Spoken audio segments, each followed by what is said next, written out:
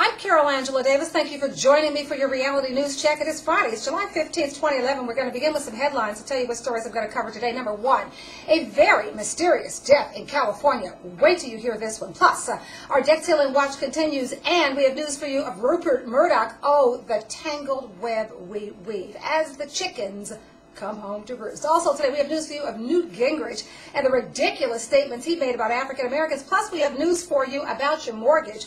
Well, we'll tell you what the Obama administration is now saying about these terrible big banks. Okay, so here, let's begin with the stories. We're going to begin with the debt ceiling watch. President Barack Obama today telling Republicans they should listen to the voters. There's a new concept. When it comes to the debt reduction plan, the president says the voters support a plan that includes tax hikes and spending cuts. Exactly, President Obama. The president adding, at what point do the folks over there start listening to the people who put them in office? Now would be a good time. The Republicans, my dear president, do not listen to who put them in office unless they're rich. Then they listen with really big, full ears, okay? All right, let's go on. The president calling on congressional leaders to seize the moment and stabilize America's finances by agreeing to a large compromise that would include entitlement programs and higher taxes on wealthier Americans. Obama dismissing the GOP's call for a balanced budget amendment, saying we don't need to have an amendment for congressional leaders to do their job. Exactly. Get it done. Okay, let's keep going. The Republicans saying they intend to move forward with a vote next week on their cut, cap, and balance plan. Don't get it twisted.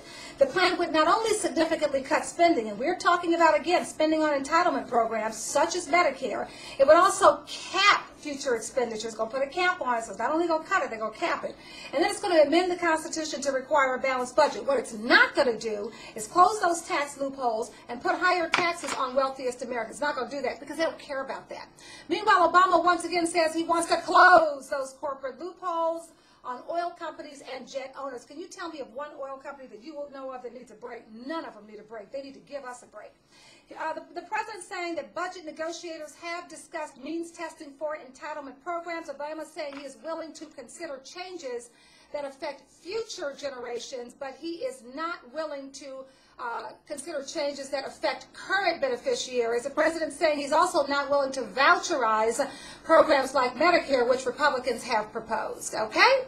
So let's pay attention to it. Now, here's some other news. A top Obama administration official is questioning the scope of the state and federal investigations into the nation's largest mortgage companies, their alleged abuses and illegal foreclosures. The dastardly deeds of these mortgage companies. Elizabeth Warren is who we're talking about. She's a senior advisor to both President Obama and Treasury Secretary Timothy Geithner. She told a congressional panel that government agencies may not have sufficiently investigated claims that borrowers' homes were illegally seized by banks. We're talking J.P. Morgan Chase, Ally Financial, Wells Fargo, Bank of America, and Citigroup, okay? She is the first senior Obama administration official to publicly question the thoroughness of the investigations that were led by the Justice Department, the Department of Housing and Urban Development, the Treasury Department, the Federal Trade Commission, and all 50 state attorneys general, and more than 30 state bank regulators. All of them looked at it, and she's coming up and finally saying, stop it.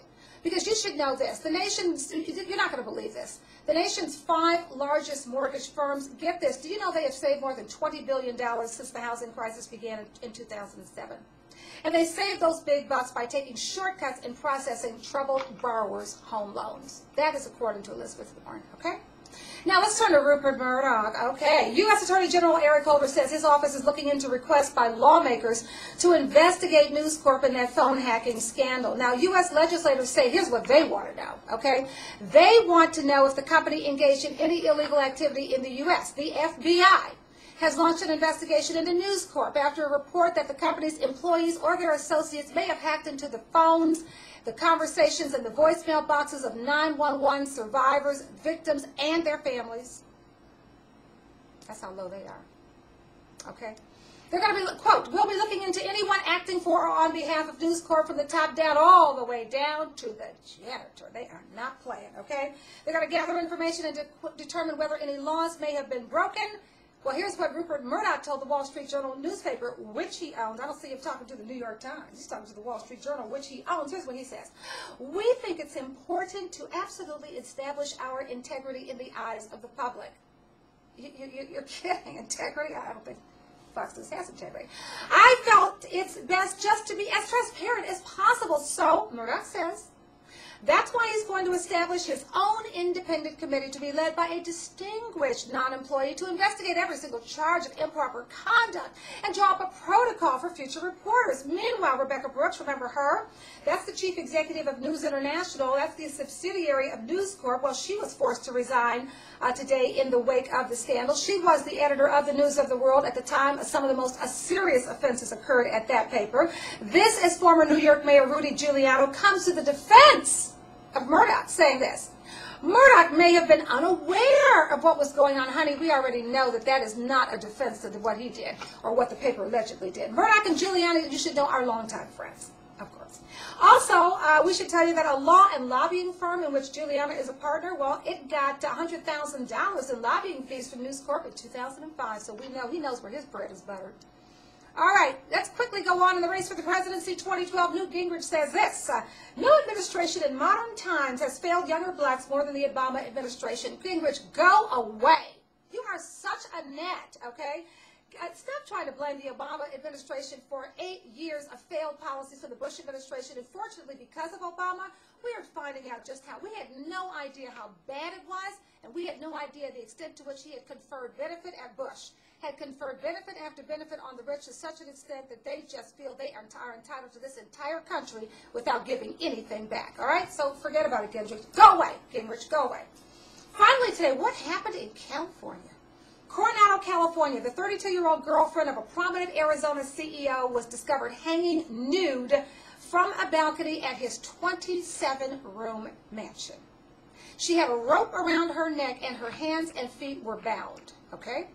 Her name is Rebecca Nalipa. Now, police say they are not yet ready to call her death a crime or a suicide. Well, sweetheart, her hands and feet were bound and she was hanging. I don't think it was a suicide, okay? Although they may call it a suicide, but it wasn't. And get this, at the time of her death, Nalipa was dating Jonah Shakdai. That's the guy whose house she was at his house. He is the chairman and CEO of Medicis Pharmaceutical Corporation. That company is the manufacturer of cosmetic wrinkle filler Restylane, which is a competitor of Botox. Okay, now the boyfriend, this Jonah Shakdai, was not at home at the time she was discovered. Why? Get this. He was visiting his son in a San Diego hospital where the 6-year-old is in a coma after a fall at that same house earlier this week. Neighbors said he fell from a balcony. Okay? So that house and balconies and very critical injuries as well as death just don't seem to go together. I'd like to know what happened there. Those are your stories. I'm Carol Angela Davis with your Reality News Check. It's July 15, 2011. See you on Monday. Have a good day.